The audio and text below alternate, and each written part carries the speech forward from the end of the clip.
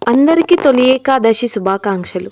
ఈ రోజు నుండి కార్తీక శుద్ధ ఏకాదశి వరకు స్వామివారు శేషశయన పైన నిద్రిస్తారు. నిద్రించడం అంటే మనలాగా గురకబెట్టి పడుకోవడం కాదు, యోగ నిద్రలో ఉంటారు. ఈరోజు ఉపవాసం చేసిన వాళ్ళకి ఎంతో పుణ్యం కలుగుతుంది. ఏ పూజ చేసినా చేయకపోయినా ఏకాదశి వ్రతం చేస్తే అన్ని పూజలు చేసినంత విలువ.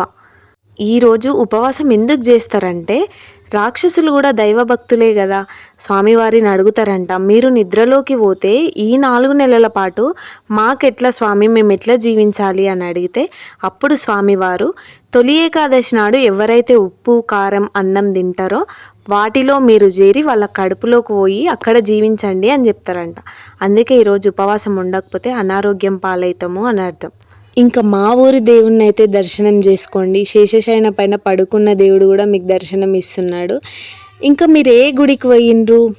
నేనైతే కొన్ని హెల్త్ ఇష్యూస్ వల్ల ఉపవాసం ఉండలేకపోతున్నా. మీరు ఉపవాసం ఉన్నారా? ఉంటే నాకు కామెంట్ చేయండి. మీరు ఏ గుడికి పోయిరో కూడా కామెంట్ చేయండి. స్వామివారు నిద్రపోతుర్రని పాపాలు మాత్రం చేయకండి. స్వామివారు అన్నీ చూస్తారు. జై శ్రీమన్నారాయణ.